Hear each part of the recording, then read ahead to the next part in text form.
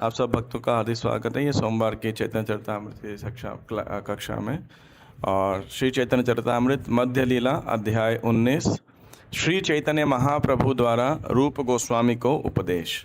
प्यार संख्या 148। कोटि ज्ञान मध्य हय एक जन मुक्त, कोटि मुक्त मध्य दुर्लभ एक कृष्ण भक्त। अनुवाद। ऐसे लाखों ज्ञानियों में से कोई एक वास्तव में मुक्त होता है और ऐसे लाखों मुक्त लोगों में से कृष्ण का शुद्ध भक्त ढूंढ पाना अत्यंत दुर्लभ है। तात्पर्य श्रीमद् भागवतम 10:32 में कहा गया है कि ज्ञानी लोग अपने अल्प ज्ञान के कारण वास्तव में मुक्त नहीं होते, वे केवल सोचते हैं कि वे मुक्त हैं। ज्ञान की पूर्णता तब प्राप्त होती है जब कोई पूर्ण पुरुषोत्तम भगवान को जान लेता है। ब्रह्मेति परमात्मेति भगवान इति शब्दते। परम सत्य सत्य वस्तु का वर्णन ब्रह्म परमात्मा तथा भगवान के नाम से किया जाता है। निराकार ब्रह्म तथा परमात्मा विषय ज्ञान तब तक अपूर्ण माना जाता है जब तक मनुष्य पूर्ण पुरुषोत्तम भगवान के स्तर पर नहीं आता।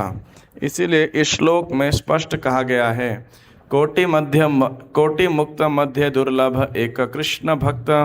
जो लोग निराकार ब्रह्म या अंतर्यामी परमात्मा के ज्ञान की खोज करते हैं वे निश्चित रूप से मुक्त माने जाते हैं, किंतु अपने अपूर्ण ज्ञान के कारण श्रीमद् भागवत में उन्हें विमुक्त मानिनः कहा गया है। चूँकि उनका ज्ञान अधूरा होता है इसलिए उनकी मुक्ति धारणा अपूर्ण होती है। पूर्ण ज्ञान तभी संभव है जब पूर्ण पुरुषोत्तम भगवान को जान लिया जाता है। इसकी पुष्टि भगवद गीता 5:29 में भगवान कृष्ण द्वारा होती है। भोक्तारम यज्ञ तपसाम सर्वलोक महेश्वरम सुहृदम सर्वभूतानां ज्ञात्वा मम शांतिमृच्छति। पूर्णतया मेरी चेतना में स्थित व्यक्ति मुझे ही समस्त यज्ञों तथा तपों का चरम भोक्ता, समस्त लोकों तथा देवताओं का परमेश्वर तथा समस्त जीवों का शुभचिंतक जानकर भौतिक कष्टों से शांति प्राप्त करता है। कर्मियों, ज्ञानियों तथा योगियों में खोज चल रही है, किंतु अब जब तक यह खोज पूरी नहीं हो जाती तब तक किसी को शांति नहीं मिल सकती। इसीलिए भगवद गीता का कहना है, ज्ञात्वा माम शांतिमृच्छति। मनुष्य को वास्तविक शांति केवल तभी प्राप्त होती है जब वह कृष्ण को जान लेता है। इसका वर्णन अगले श्लोक में हुआ है। हरे कृष्णा। तो बहुत सुंदर और लंबा और महत्वपूर्ण प्रसंग चल रहा है। तो मैं तीन विषय पे चर्चा करूंगा। पहला तो इस श्लोक के अंदर जो लिखा गया है, कोटि ज्ञानी मध्य है या एक जन मुक्त, कोटि मुक्त मध्य दुर्लभ एक कृष्ण भक्त। तो जो श्लोक के अंदर तो ज्ञानी विशेषकर ये इनके ऊपर हम थोड़ी चर्चा करने का प्रयास करेंगे। और दूसरा हमारा विषय रहेगा जो ये पूरा कॉन्टेक्स्ट है, ये जो जहाँ से गौरांग महाप्रभु ने शिक्षा देना चालू किया रूप गोस्वामी को कि शुद्ध भक्त की और शुद्ध भक्ति की दुर्लभता, the rarity of devotional service. और ये महत्वपूर्ण जो है हम सब भक्तों के जीवन के लिए है। हालांकि आप सब जानते होंगे, हमने औरों को बताया भी होगा, बट कई बार रिवीजन करना अच्छा रहता है। और तीसरा श्रीपाद रूप गोस्वामी की विशेष महिमा। हालांकि मेरे को लगता है जब पिछले श्लोक आए होंगे तो पूर्व वक्ताओं ने रूप गोस्वामी के विषय में बोला होगा, लेकिन जितना समय होगा तो हम उस हिसाब से रूप गोस्वामी का महत्वपूर्ण भाग और रूप गोस्वामी की महानता का इस विषय से संबंधित कुछ महत्वता का चर्चा करने प्रयास करेंगे। कोटि ज्ञानी मध्य है एक जन मुक्त, कोटि मुक्त मध्य दुर्लभ एक कृष्ण भक्त। ऐसे लाखों ज्ञानियों में से कोई एक वास्तव में मुक्त होता है और ऐसे लाखों मुक्त लोगों में से कृष्ण का भक्त शुद्ध भक्त ढूंढ पाना अत्यंत दुर्लभ है। तो हम जानते हैं पिछले प्रसंगों के अंदर, पिछले प्यारों के अंदर किस प्रकार से महाप्रभु बता रहे हैं कि अनेक जीव हैं, उसमें चर और अचर हैं, जिसमें चर में पक्षी चलने वाले यानी पक्षु पक्षी जलचर इत्यादि आते हैं और अचर में पेड़ इत्यादि हो जाएंगे। तो अनेक योनियां हैं, अनेक जीवात्माएं हैं, उसमें से कुछ चर हैं, चर में से मनुष्य जातियां हैं, मनुष्य तो वो भी बहुत कम है इतने सारे असंख्य जीवात्माओं में से। और उस मनुष्य के अंदर भी आर्य सिविलाइज्ड और अनसिविलाइज्ड, तो बहुत सारे लोग अनसिविलाइज्ड हैं, म्लेच्छ, पुलिंद, बौद्ध, शबर इत्यादि। तो फिर बचे थोड़े बहुत सिविलाइज्ड। उन थोड़े सिविलाइज्ड वालों में से भी जो आर्य हैं वैदिक सभ्यता का पालन करते हैं, आधे केवल दिखावा करते हैं जो है, और उसमें से कुछ ही जो हैं कुछ परसेंटेज, कुछ मात्रा के अंदर लोग हैं जो सही में वैदिक सभ्यता का ठीक प्रकार से सही उद्देश्य के लिए पालन करते हैं। उन धर्माचार्य मध्य बहुत कर्मनिष्ठ श्रेष्ठ, तो उन धर्माचारों में से, उन आर्यों में से कुछ कुछ लोग होते हैं जो कर्मनिष्ठ होते हैं, जो सकाम कर्म की विधि का सही प्रकार से अनुसरण करते हैं और पाप पुण्य या अच्छे बुरे कार्य में अंतर करते हैं। उन सकाम कर्मियों में कोई एक होता है जिसमें ज्ञान हो। तो आप सोचिए कितना कितना फिल्टर जो है, फनल कितनी छोटी होती जा रही है इतनी बड़े मुख से, और होते होते कह रहे हैं कोटि ज्ञानी मध्य, तो ऐसे करोड़ों ज्ञानियों में कोई एक जन मुक्त हो पाता है। जैसे कृष्ण गीता में भी कहते हैं ना, मनुष्याणाम सहस्रेषु कश्चित् यतति सिद्धये यततामपि सिद्धानाम कश्चिन माम वेति तत्वतः, कि हजार लोग में तो कोई मेरे को जानने का प्रयास करता है, और ऐसे प्रयास करने वालों में कोई हजारों में से कोई एक मुझे जान पाता है। 1 in 10 to power 6 है ना, अगर देखा जाए ये परसेंटेज कोई व्यक्ति जान पाता है। तो उसी प्रकार से यहाँ भी करोड़ों या लाखों ज्ञानियों में से कोई एक वास्तव में मुक्त होता है, और ऐसे लाखों मुक्त लोगों में से कोटि मुक्त मध्य दुर्लभ एक कृष्ण भक्त, तो भगवान का शुद्ध भक्त है, उसमें से कोई एक ऐसे लाखों करोड़ों मुक्त आत्माओं में से होता है। भागवतम में भी एक वर्ष आता है, मुक्ता नाम अपि सिद्धा नाम कोट नहीं सुदुर्लभ प्रशांत आत्मा, मुक्ता नाम अपि सिद्धा नाम नारायण परायण सुदुर्लभ प्रशांत आत्मा कोटिषु अपि महामुने। तो ऐसे कई हमको शास्त्रों में मिल जाएंगे। तो ये क्या है जो क्यों कर्मी ज्ञानियों और भक्तों के अंदर इस प्रकार से बताया गया है। तो प्रभुपाद जी तात्पर्य स्टार्ट करते ही एक श्लोक का उद्धरण देते हैं श्रीमद् भागवतम से। श्लोक तो नहीं कोट करते हैं समहाउ, वो श्लोक प्रभुपाद जी ने किधर जगह और उसका प्रसंग जरूर यूज़ करते हैं, लेकिन पूरा श्लोक का नंबर दिया। तो मैंने फिर मैंने कहा परपट में समझ नहीं आ रहा था क्या बोले, उस श्लोक को निकाला तो आई फाउंड, अभी तक मेरे को कभी वो श्लोक बहुत बारी पढ़ा, कोट किया, लेकिन इतना अपील कभी नहीं किया था जितना इस बार अपील किया। तो ये श्लोक देवताओं द्वारा प्रार्थना के अंदर आता है। जब देवता भगवान के गर्भ में स्तुति करते हैं तो उस दूसरे अध्याय का 10वें स्कंद का 32वां श्लोक है, यन्यर्विंदाक्ष विमुक्त मानिन स्वयस्त भावाद विशुद्ध बुद्धयः आरुह्य कृच्छ्रेण परम पदम ततः पतन्त्यधो नाधृत युष्मदांग्रयः।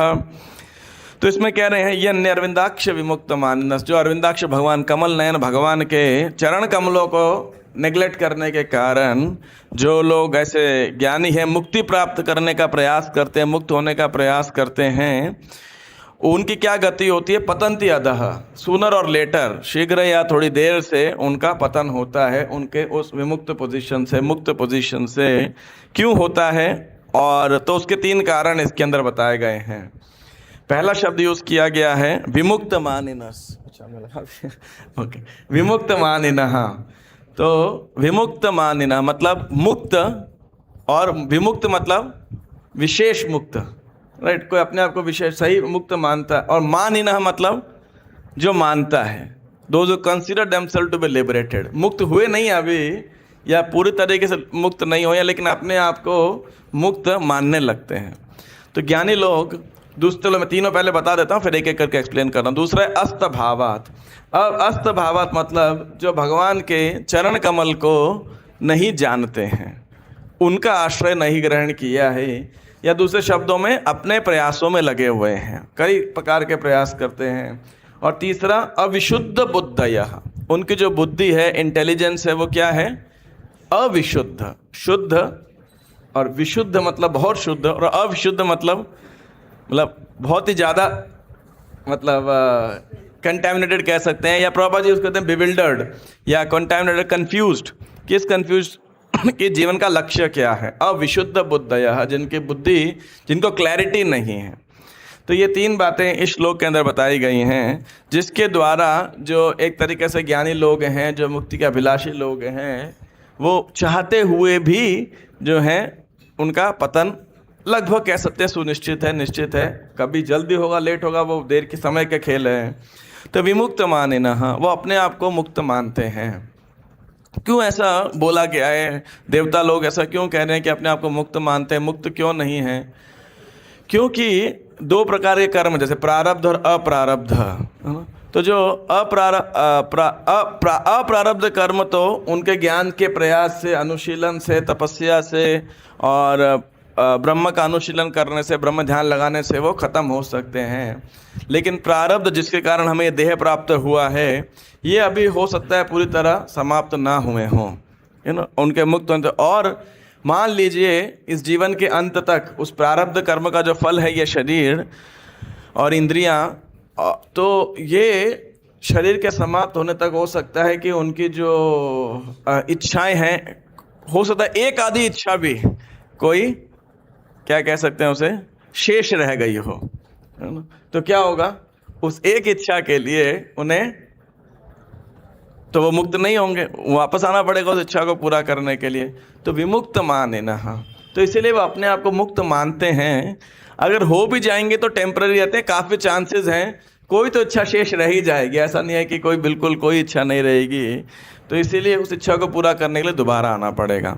अविशुद्ध बुद्ध है, प्रभुपाद जी ऑफकोर्स इस तात्पर्य के अंदर बताते हैं कि बड़े बड़े पद से भी लोग नीचे गिर जाते हैं। वो अपने आप को मानते हैं कि हम बहुत बड़े हैं, बड़े बड़े राष्ट्रपति, प्रधानमंत्री इत्यादि इत्यादि, लेकिन वो चाहे सर्वोच्च राजनीतिक पद पर स्थित हो सकते हैं, किंतु हम देखते हैं कि अभक्त होने के कारण इसी जीवन में नीचे गिर जाने पड़ते हैं। तो आरूह्य कृष्णेन और अस्त भावात, अस्त भावात दूसरा भाग है। वो क्या कह रहे हैं प्रभुपाद जी, कि जिनको भगवान के चरण कमल की कोई ज्ञान नहीं है, जिन्होंने भगवान के चरण कमल का आश्रय नहीं ग्रहण किया है, तो इसका अर्थ क्या है? इसका अर्थ ये है कि जो ज्ञानी जन हैं, या इनफैक्ट अदर ट्रांसेंडेंट, अन्य अध्यात्मवादी पे, विशेषकर जो ज्ञानी हैं, ये अपने प्रयास से, है ना, अपने बुद्धि के, इंद्रियों के प्रयास से, इंद्रियों तो नहीं कहना चाहिए, बुद्धि के प्रयास से उसको कंट्रोल करते हुए, तपस्या करते हुए, ब्रह्म में ध्यान लगाते हुए जो है ये अध्यात्म की ओर आगे बढ़ते हैं। ये ऊपर अपर डेस्टिनेशंस की ओर जाने का प्रयास करते हैं। तो जैसे जैसे व्यक्ति जब ऊपर चढ़ते जाता है तो स्वाभाविक है नीचे गिरने का खतरा भी उतना ज़्यादा बढ़ते जाता है कि नहीं? और जितना ऊपर से नीचे गिरेगा उतना ज़्यादा चोट भी लगेगी। एक साधारण भाषा में मैं कह रहा हूँ। तो ये जो ज्ञानी लोग हैं, क्योंकि ये अपने प्रयास से ऊपर चढ़ते रहते हैं, इनके पास क्या लैकिंग है, क्या कमी है? इनके पास में भगवान के चरण कमल का आश्रय नहीं है। या कह सकते हैं जैसे कोई कभी किसी बिल्डिंग में आग लग जाए, मान लीजिए, अब सीढ़ी या लिफ्ट के अंदर उसमें आग लग गई है, तो फिर क्या करना पड़ता है? जो फायर फाइटिंग वाले आते हैं, जो दमकल केंद्र वाले आते हैं, फायर ब्रिगेड वाले, वो क्या करते हैं? क्रेन लाते हैं, लेकिन और क्या करते हैं? खिड़की तोड़ते हैं। लेकिन कई बार व्यक्ति को बोलते हैं कूदो नीचे, और क्या करते हैं? नीचे एक जाल बिछाया रहता है ताकि व्यक्ति को चोट ना लगे, है कि नहीं? कि कूदेगा भी लेकिन उसका बचाव हो जाए। तो उसी प्रकार से भगवान के चरण कमल उस नेट के समान है, तो वो ये नेट उनके पास है ही नहीं। तो इसीलिए अस्त भावात, क्योंकि उन्हें भगवान का सपोर्ट सिस्टम नहीं है, वो केवल अपने ऊपर डिपेंडेंट है, इसीलिए काफ़ी ज़्यादा चांस है कि अगर गिरेंगे तो कोई बचाने के लिए कोई है ही नहीं उनके पास में। इसीलिए उसको बोला कि भगवान के चरण कमल का ज्ञान नहीं है। भक्त क्या है? उनके पास भगवान का आश्रय है, भगवान की सुरक्षा है, और भगवान की तो विशेष सुरक्षा है। भगवान कहते हैं कि मैं अपने भक्त की सदैव रक्षा करता हूँ, क्योंकि उन्होंने मेरी शरण ग्रहण की है। और ज्ञान उन्होंने नहीं किया है तो भगवान भी क्या करें? करना भी चाहते हैं, लेकिन जब शरण ही ग्रहण नहीं करी तो फिर भगवान भी क्या करेंगे? बोलेंगे ठीक है भाई, पहला स्टेप आप लो, उसके बाद मैं लेता हूँ। और अविशुद्ध बुद्धयः, अविशुद्ध बुद्धयः मतलब जिनकी इंटेलिजेंस कंटैमिनेटेड है, इंटेलिजेंस बुद्धि की ओर कंटैमिनेटेड है, अशुद्ध है, जीवन का लक्ष्य उनको पता नहीं है पूरी तरीके से, और जीवन का लक्ष्य उन्होंने क्या मान लिया है कि मुक्त होना। अब मुक्त होना देखा जाए, मुक्ति की अभिलाषा तो बहुत उच्च लक्ष्य है, बहुत अच्छी इच्छा है ये, इसमें क्या समस्या है? तो वैसे देखा जाए कोई भी मुक्ति अभिलाषी व्यक्ति सही में सम्माननीय है। सम्माननीय इसलिए है क्योंकि उसको इस भौतिक जगत के छोटे मोटे सुख जो है उसको समझ आ गया कि ये जड़ सुख, इंद्रिय तृप्ति का सुख जो है ये बहुत ही नगण्य है, बेकार है, तो उस दृष्टिकोण से वो एक सम्माननीय व्यक्ति है, नो डाउट। कोई गंभीरता से मुमुक्षु जिसे बोलते हैं, मोक्ष कामी हैं, तो नो डाउट अबाउट हिम कि ऐसा व्यक्ति सही में दुर्लभ है। अगर हम जाएं इस पूरे पंजाबी बाग के अंदर और सबकी विश लिस्ट बनाएं कि टॉप 5 डिज़ायर्स दे दीजिए, ठीक है ना। मान लो हम 1000 लोगों का सर्वे करते हैं कि अपनी टॉप 5 डिज़ायर्स दे दीजिए। आपको क्या लगता है उन 5000 डिज़ायर्स में से कितनी इच्छाएं होंगी मुक्ति प्राप्ति की? हार्डली किसी की, प्रैक्टिकली किसी की टॉप 5 लिस्ट में भी नहीं आने वाला। तो निश्चित रूप से ऐसा व्यक्ति रेयर है, जो बताया गया कि दुर्लभ है। कोटि ज्ञाने मध्य, इससे पहले आया था क्या, कोटि कर्म निष्ठ मध्य एक ज्ञानी श्रेष्ठ। तो निश्चित रूप से वो ज्ञानी एक बहुत दुर्लभ है, बहुत रेयर है और सम्माननीय है।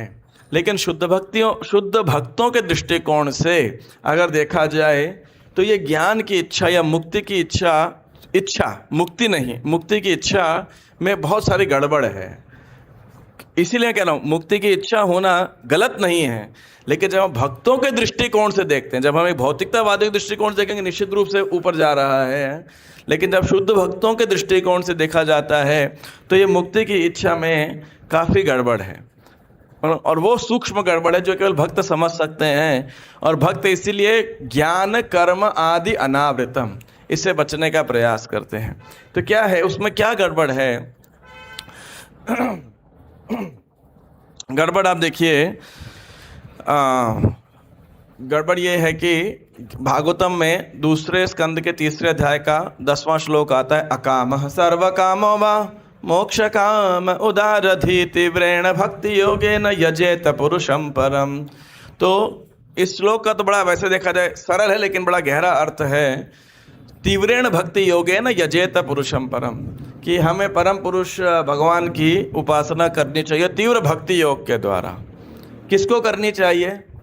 अकामः। अकाम मतलब जिसकी कोई इच्छा नहीं है, या कई मैक्सिम आचार्य ने बता दिया जिसकी एकमात्र इच्छा है श्री कृष्ण की इच्छाओं को पूरा करना।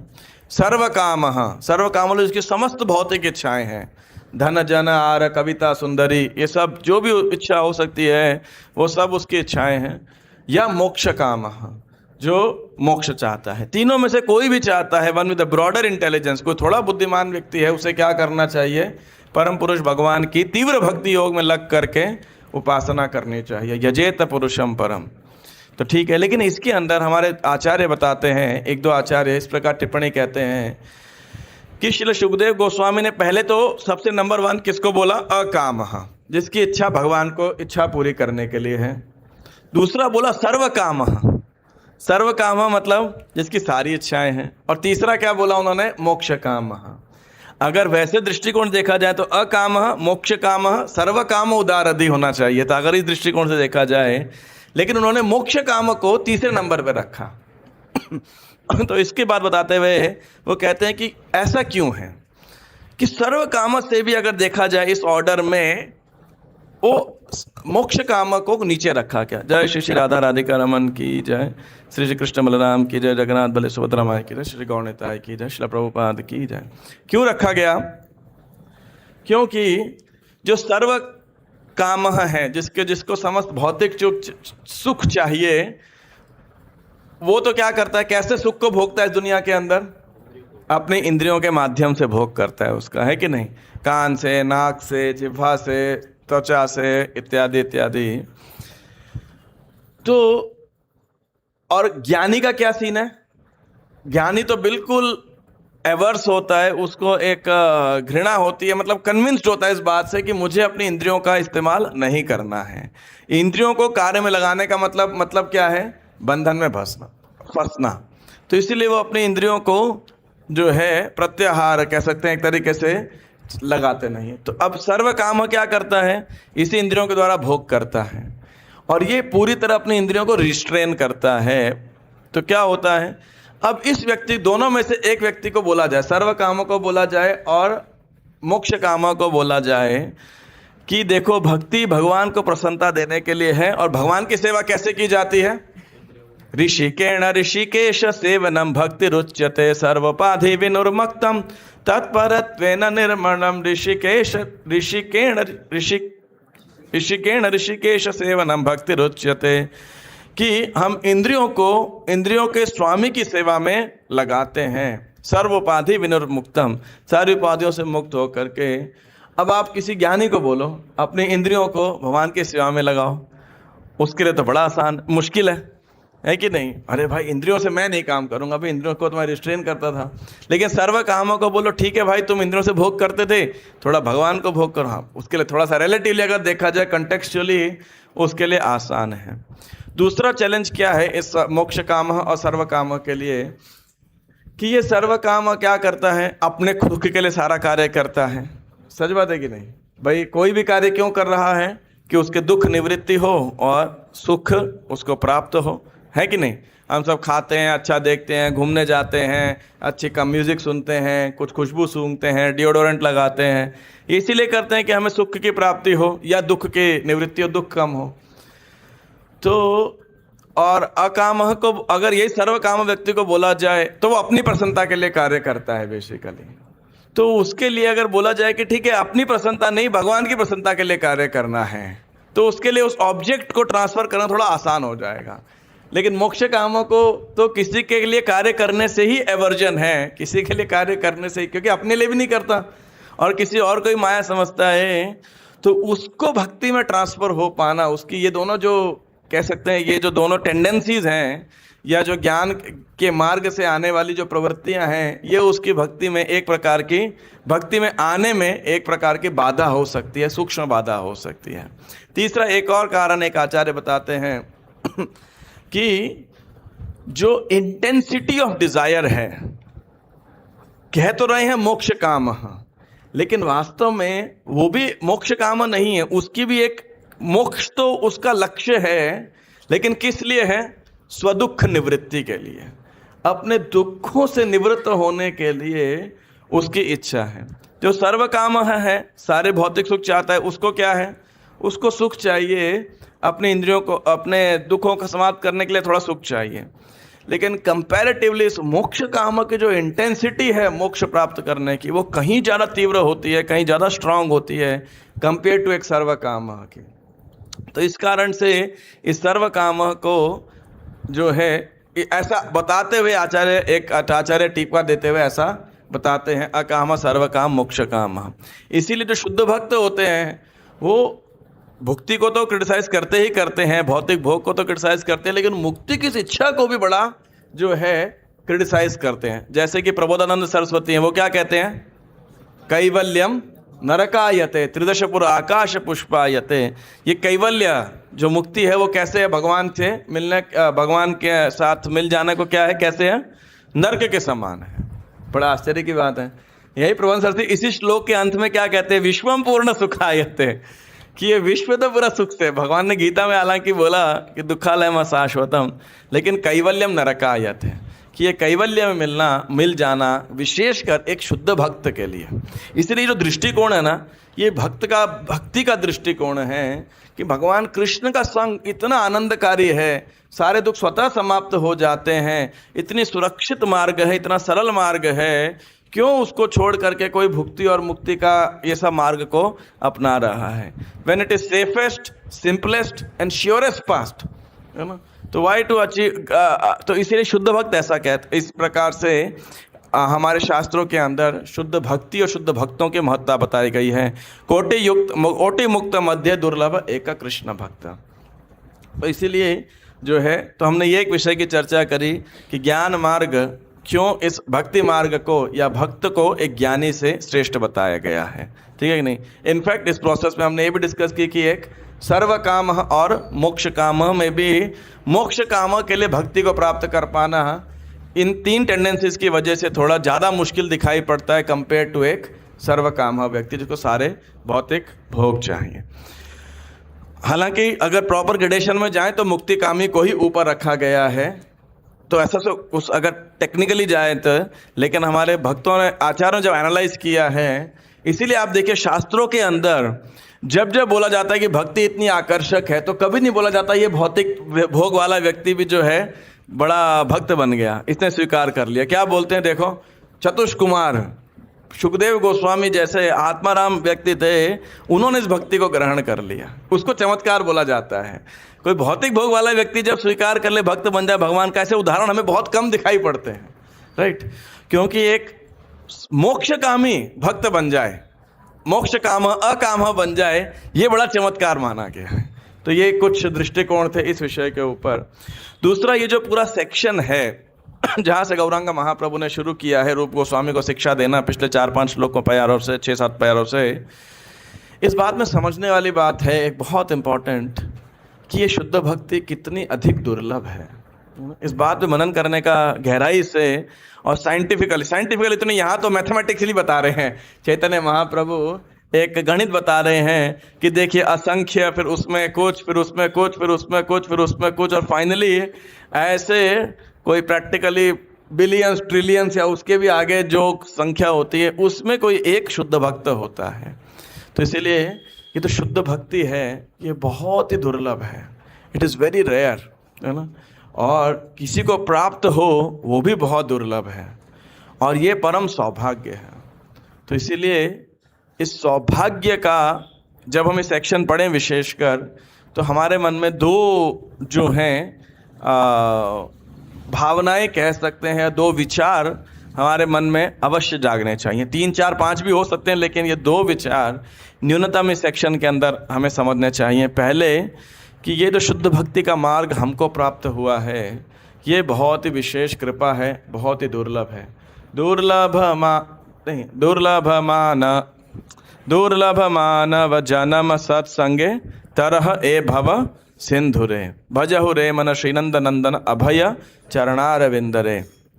तो ये जो भक्ति का मार्ग है, और विशेषकर रूप गोस्वामी के दिया गया, श्रील प्रभुपाद जी के द्वारा आगे प्रसारित किया गया और सिस्टमैटिकली ऑर्गेनाइज किया गया, ये जो साधना भक्ति का मार्ग है, ये अन्य अभिलाषिता शून्यम ज्ञान कर्म अंधि अनावृतम अनुकूल्य न कृष्ण अनुशीलन भक्तिरोत्तमा, इसको बड़े वैज्ञानिक ढंग से, बड़े गंभीरता के साथ हम भक्तों को इसका पालन करना चाहिए। ये ना हो कि हम लापरवाह हो जाएं और ये अमूल्य निधि, अमूल्य खजाना भक्ति का जो है अवसर है, हमसे छूट जाए, है ना। इस बात पे व्यक्ति को बड़ा सतर्क रहना चाहिए, क्योंकि ये बहुत ही दुर्लभ लोगों को प्राप्त होता है। हालांकि हमें लग सकता है इस्कॉन के जितने मंदिर बनाओ, सारे मंदिर छोटे पड़ जा रहे हैं, कितने सारे लोग हैं, फालतू में ऐसे बोला गया कि दुर्लभ है कृष्ण भक्त। तो ये पर वास्तविकता में देखा जाए, अगर आप नंबर ऑफ लिविंग एंटिटी से कंपेयर करेंगे, है ना, खाली पंजाबी बाग से कंपेयर कर लो, पूरी दिल्ली से कंपेयर कर लो, तो कितना परसेंटेज लोग हैं।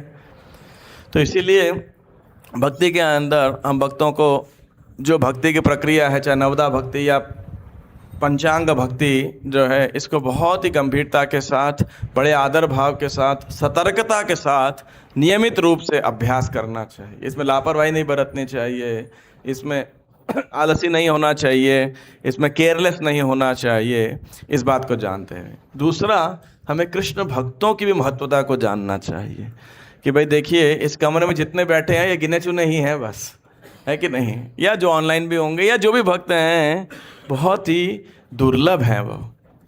तो इसीलिए वो they are the chosen ones कह सकते हैं एक प्रकार से, जिनको सौभाग्य प्राप्त हुआ है।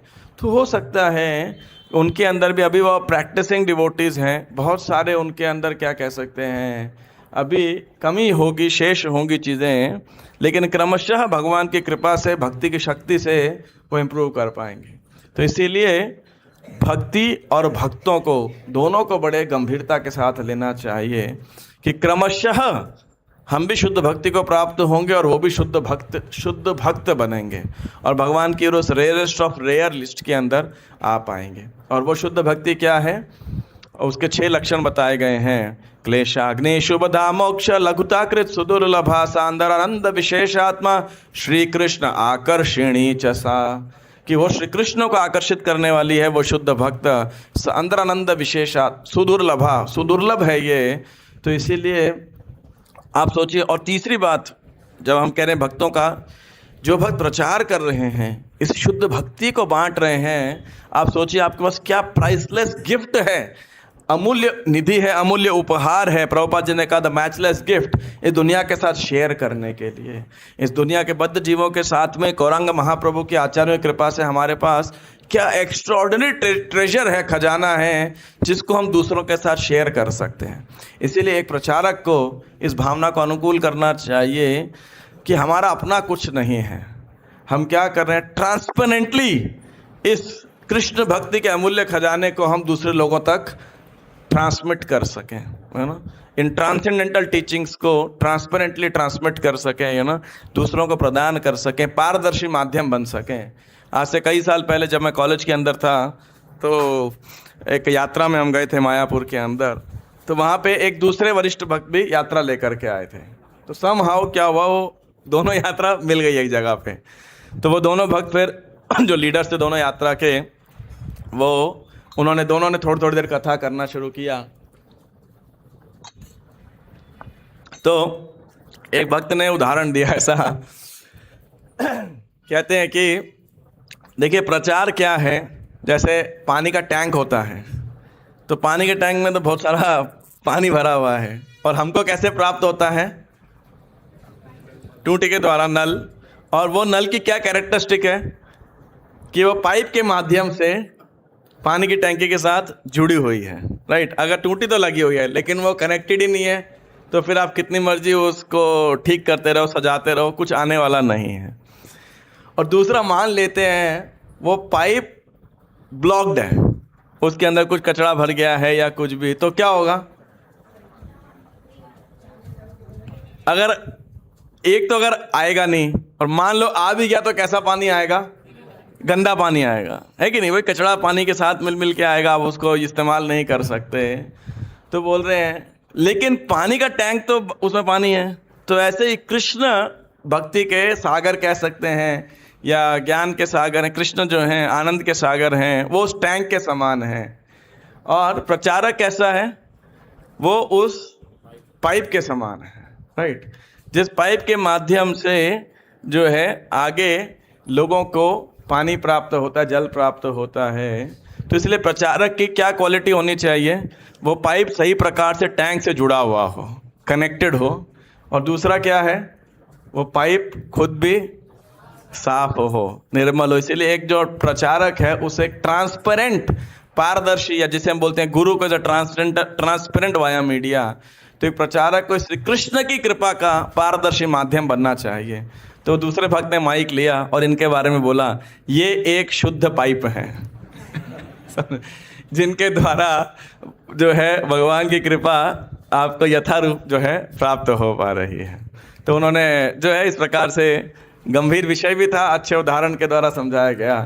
तो कहने का अर्थ है कि एक प्रचारक को भगवान से प्रामाणिक गुरु परंपरा के माध्यम से जुड़ा होना चाहिए, और अपने हृदय के शुद्धिकरण पे भी सदैव ध्यान रखना चाहिए कि वो कहीं काम, क्रोध, लोभ, मोह, मद, मात्सर्य और कुटिनाटी, प्रतिष्ठा, ये सब जो हैं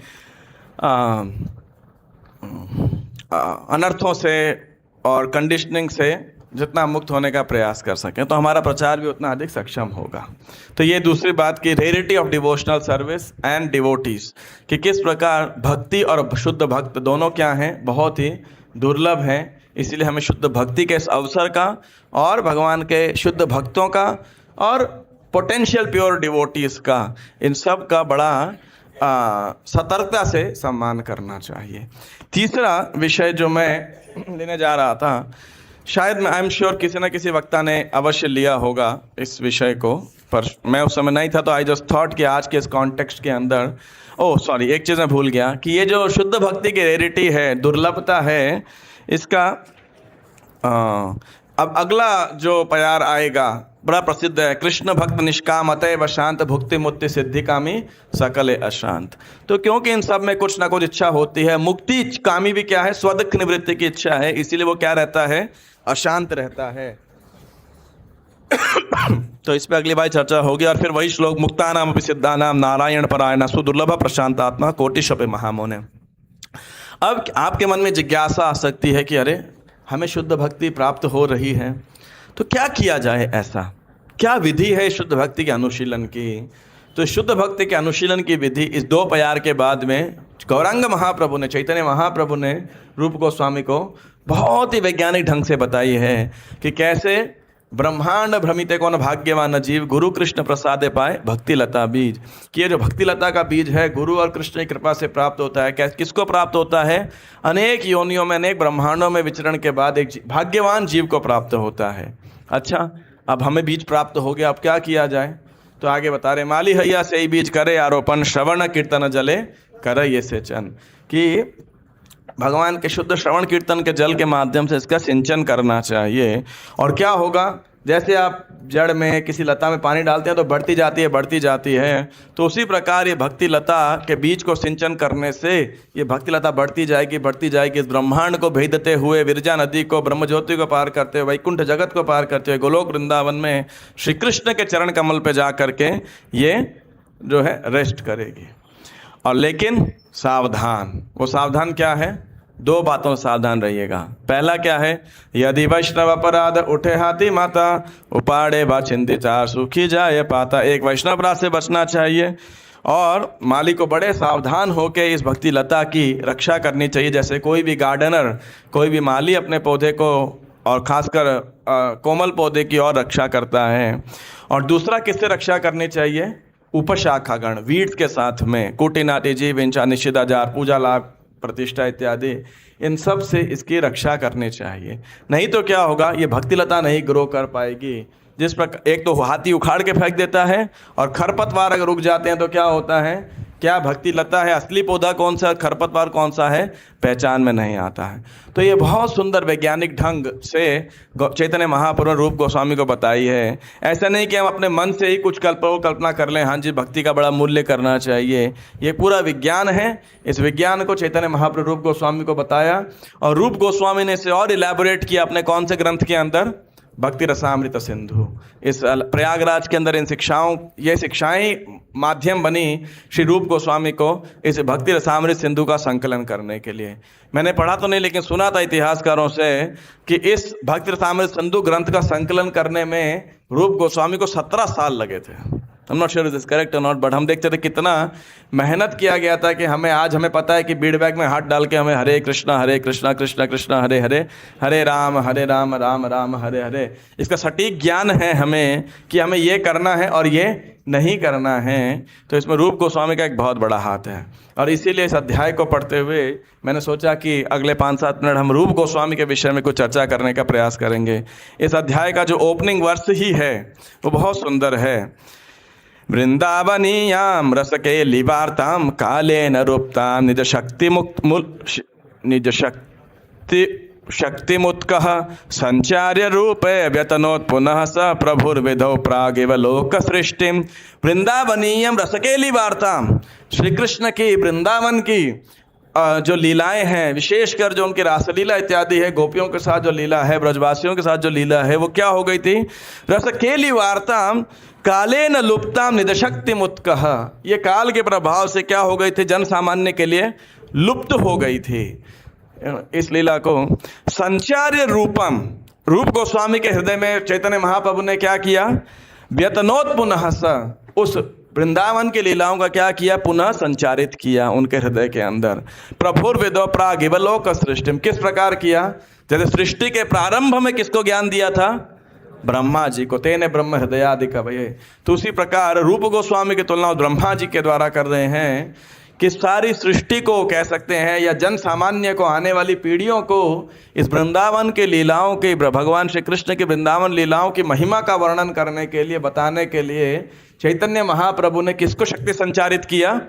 श्रीपाद रूप गोस्वामी को। तो आप सोच सकते हैं how dear and how important is this personality named Roop Goswami, के कितने महत्वपूर्ण व्यक्ति हैं, कितने घनिष्ठतम और विश्वसनीय पार्षद हैं श्री चैतन्य महाप्रभु के।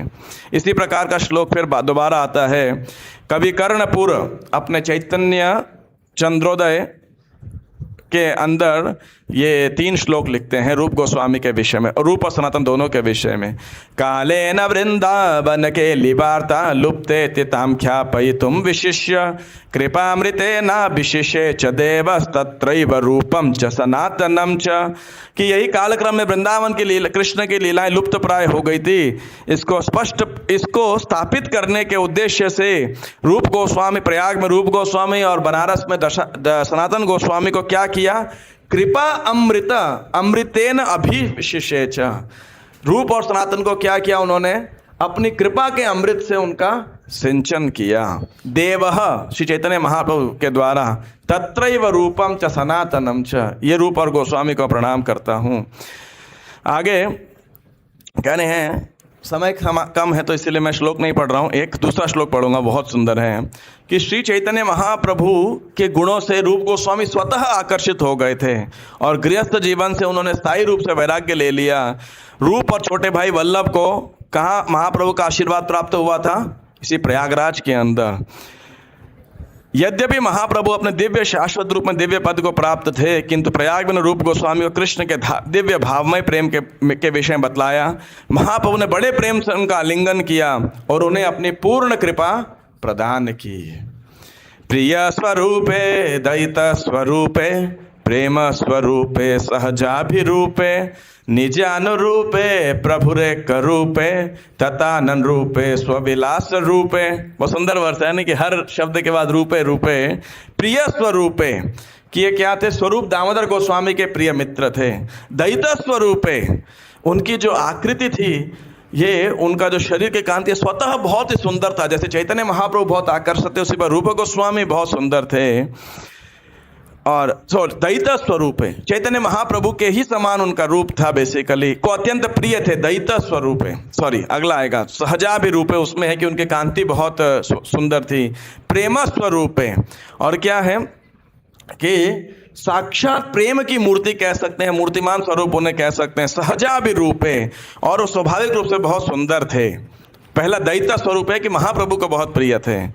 निज अनुरूपे प्रभुरे कर रूपे, और जो निजानुरूपे पूर्ण तरीके से चैतन्य महाप्रभु के सिद्धांतों का अनुसरण करने वाले थे। प्रभु एक रूपे, और वे भगवान कृष्ण की लीलाओं की सही व्याख्या करने के लिए उपयुक्त व्यक्ति थे। तदान रूपे स्वविलास रूपे, और चैतन्य महाप्रभु ने उन पर कृपा दृष्टि इसलिए डाली ताकि वो चैतन्य भगवान श्री कृष्ण की लीलाओं के विषय में दिव्य साहित्यों की रचना कर सकें। तो आप सोचिए, रूप गोस्वामी स्वरूप दामोदर गोस्वामी के प्रिय भक्त के प्रिय मित्र, चैतन्य महाप्रभु के प्रिय पार्षद, इतने सुंदर उनके आकर्षक कांति और प्रेम के मूर्तिमान स्वरूप, और महाप्रभु के सिद्धांतों का ठीक प्रकार से अनुशीलन करने वाले, और चैतन्य महाप्रभु के कृपा प्राप्त, और क्या कृपा जिसके द्वारा वह भगवान के ग्रंथों का, इन लीलाओं का वर्णन कर सकें।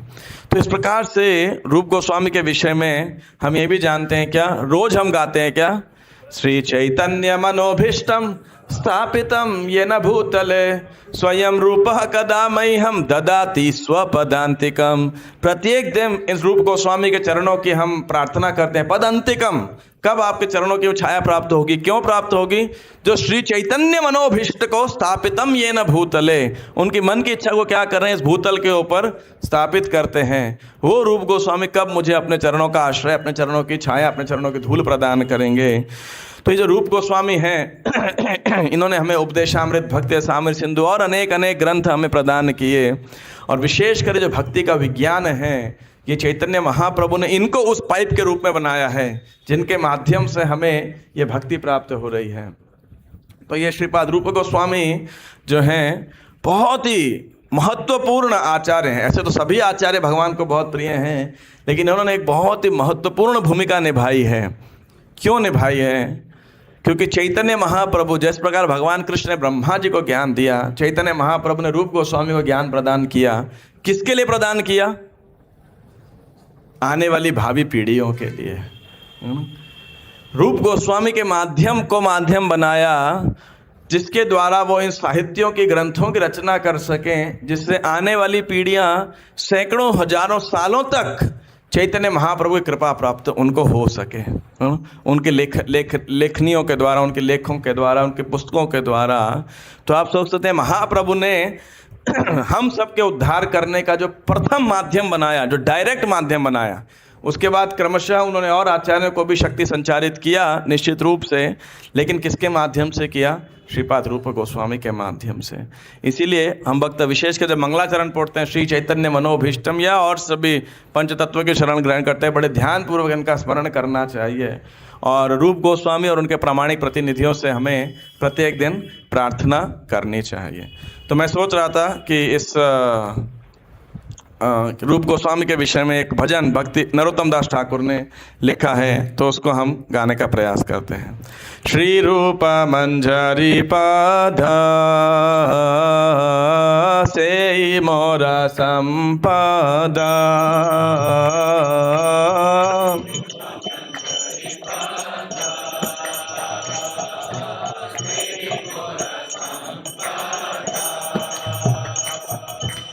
सेई मोरा भजन पूजाना,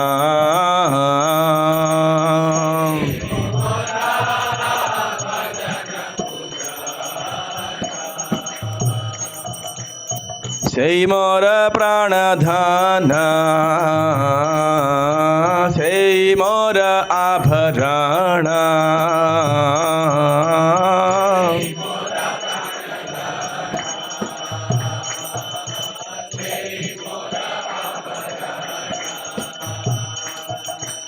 सेई मोरा जीवनेर जीवाना,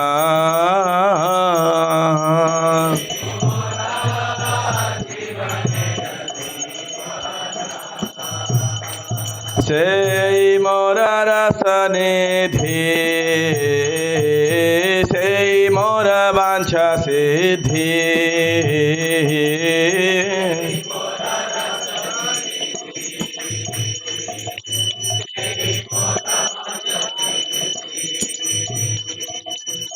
सेई मोरा वेदेर धर्मा,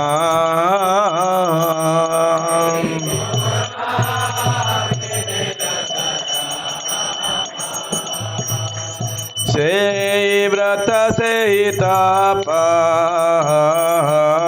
सेई मोरा मंत्र जप,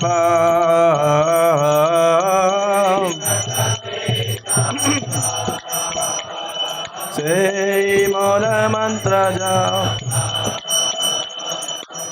सेई मोरा धर्म करम,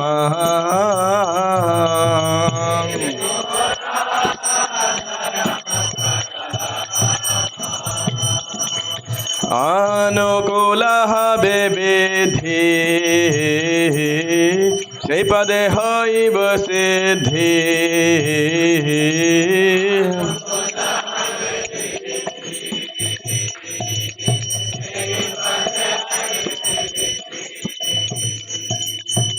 নিরাখিব এ দুই নয়নে,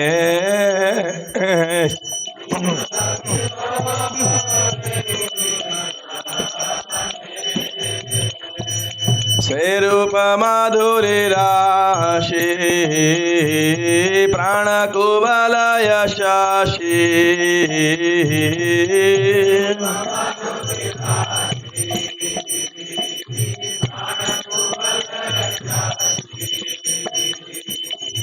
प्रफुल्लिता हबे निशिदिने,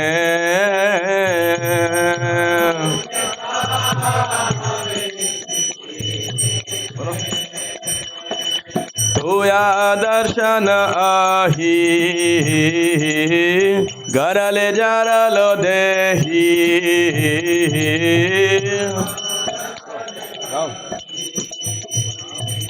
गरले जारलो देही,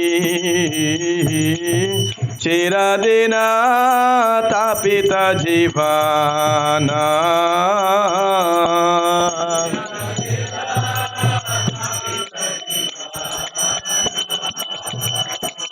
हा प्रभु कर दया, देह पाद छाया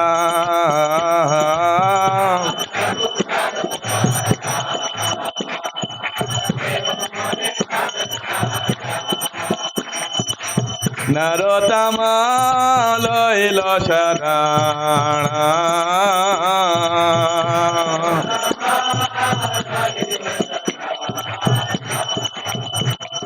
श्रीरूपा मंजरी पाद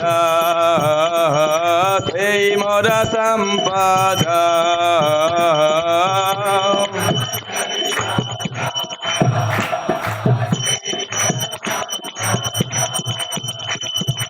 ते मोरा भजन पूजना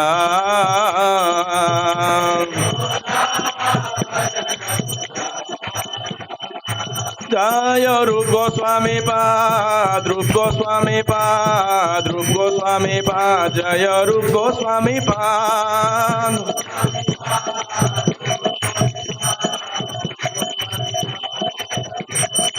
जय वैष्णव ठाकुर वैष्णव ठाकुर वैष्णव ठाकुर जय वैष्णव ठाकुर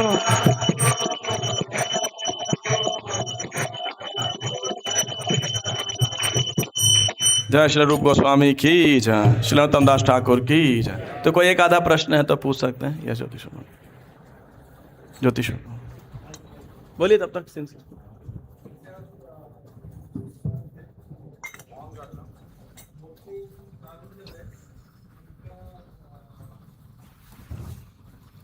हरे Krishna ji, thank you for. I am not sure I will answer the question but I will try.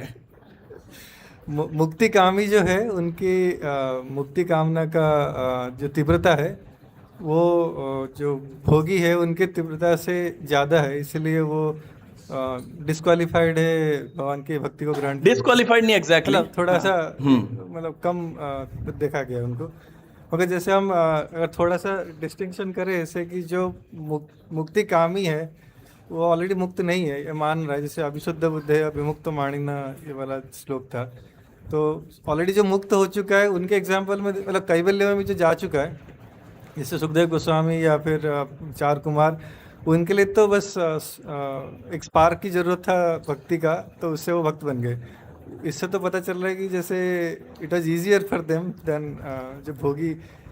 और मतलब इसमें कुछ अगर आप तो प्रश्न है कि ऐसा लगता है कि वो आसान है मुक्ति इच्छा से, जो मुक्त हो चुके हैं उनके लिए भक्ति को प्राप्त करना आसान है। इसीलिए मैंने एक चीज़ बोली थी कि देखिए मुक्त जो है ऐसा नहीं कि सम्मान्य, लेकिन कंपैरेटिवली मुक्ति इच्छा वर्सेस भक्ति इच्छा अगर देखा जाए तो भुक्ति इच्छा, तो जो मुक्ति कामी हैं उसके लिए कंपैरेटिवली मुश्किल होता है। क्यों? पहली बात कि फोकस की जो बात थी, भुक्ति कामी तो क्या कभी भोग त्याग के बीच में चढ़ता उतरता रहता है, लेकिन जनरली स्पीकिंग एक ज्ञानी इज अल्ट्रा फोकस्ड बेसिकली उसको प्राप्त करने के लिए, ब्रह्मानंद कह लीजिए या ब्रह्म ज्योति में लीन होने के लिए जो है। तो अब दूसरी बात, सुखदेव गोस्वामी चतुष कुमार जैसे कितने केस हैं, बहुत ही कम केसेस हैं, और उनको अगर देखा जाए तो क्या कृपा प्राप्त हुई, डायरेक्ट जब भगवान के वैकुंठ तक पहुंच गए, उसके बाद जब तुलसी के गंध उनकी आई, भगवान का देखा, तब जा कर के वो भक्ति के प्रति आकर्षित हुए। या सुखदेव गोस्वामी जब भगवान की लीलाओं के बारे में सुने तो निश्चित रूप से कोई ऐसा मुक्त हो गया है और उसने भगवान के रूप के प्रति कोई अपराध नहीं किया है ना। अभिशुद्ध बुद्धयः कि भगवान के रूप के प्रति, ठीक है उसका आकर्षण स्वतः ब्रह्म के प्रति होगा, चाहे उसको ज्ञान नहीं है या ज्ञान होते हुए भी आकर्षण नहीं है। In either ways is not an offender to the lord's form basically. तो निश्चित रूप से ऐसे व्यक्ति को अगर स्पार्क प्राप्त होगी तो चांसेस हैं कि बहुत जल्दी उसको भक्ति प्राप्त हो जाएगी।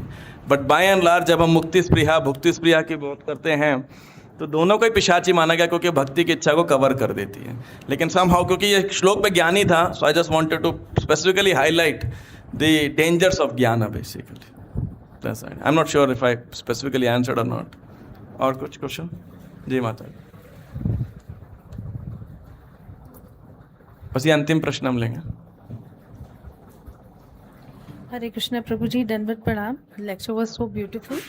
There's like a small doubt which you have already told, like Lord Krishna is like a water tank. And no, that is just an example. Water tank में फिर आप बोलोगे बोरिंग से पानी आता है तो एक्स्ट्रापोलेट मत कीजिएगा इस उदाहरण को। नहीं, I know, like, it's just for the sake of example only I'm saying. But like Lord Krishna is a water tank in an example, and preachers are like the pipe. What about the tap? They are also like tap and pipe, both. Combined, वो setup ही combined है जिसके द्वारा प्राप्त होता है। That was only. यानी उस example की अपनी लिमिटेशन है, उसको एक इसी कॉन्टेक्स्ट के अंदर दिया कि नथिंग, उसको ज्यादा एक्स्ट्रापोलेट मत कीजिएगा। Thank you, Hare ठीक है, Krishna. हरे कृष्णा। श्री चैतन्य चरितामृत की जय, श्रीपाद रूप गोस्वामी की जय। फिलहाल एक मैं छोटी सी बात आपको और कह देता हूँ कि व्हेनेवर द डिस्क्रिप्शन कम्स, तो इसके अंदर एक प्रयागराज की बहुत विशेष भूमिका उस स्थान की। ऐसे तो लोग कुंभ के लिए जाते हैं, लेकिन गौड़ीय वैष्णवों के लिए वो स्थान और इस्कॉन भक्तों के लिए दो चीज़ों के लिए बहुत स्पेशल हो जाता है, महत्वपूर्ण। पहला तो इसीलिए मैं तो जब भी प्रयागराज जाता था, काफ़ी बार गया हूँ, it is all I always use it call land of empowerment, जहाँ पे चैतन्य महाप्रभु ने रूप गोस्वामी को शक्ति संचारित किया, और समय हो उसी स्थान पर सरस्वती ठाकुर ने शिला प्रभुपाद को भी दीक्षा प्रदान की थी उसी स्थान के अंदर। तो प्रयागराज कई भक्त जाएं तो केवल गंगा यमुना सरस्वती के संगम में स्नान करना तो उचित है, अच्छा है, शुद्धिकरण करने वाला है, लेकिन विशेषकर कृपा के ये दो स्थान श्री रूप गौड़ीय मठ और दशाश्वमेध घाट, ये दोनों स्थान पे जा करके बहुत प्रार्थना करनी चाहिए ताकि उसी कृपा का कुछ बूंद हमको प्राप्त हो सके, है ना। सो कभी जाएं तो, नहीं भी जाएं तो चले जाइए, और अगर जाएं तो निश्चित रूप से इन दो स्थान पर तो विशेष। और ऐसा बताया गया है कि जिस स्थान को गंगा यमुना नहीं डुबा पाई, दो दो बड़ी बड़ी नदियां होते हुए उसको किसने डुबो दिया? चैतन्य महाप्रभु ने। किसमें? कृष्ण प्रेम की बाढ़ में, जो है कृष्ण प्रेमेर वन्या, उसके अंदर डुबा दिया। तो ये प्रयागराज बहुत ही विशेष स्थान है। श्रील प्रभुपाद की जय। गौर प्रेमानंदे हरि।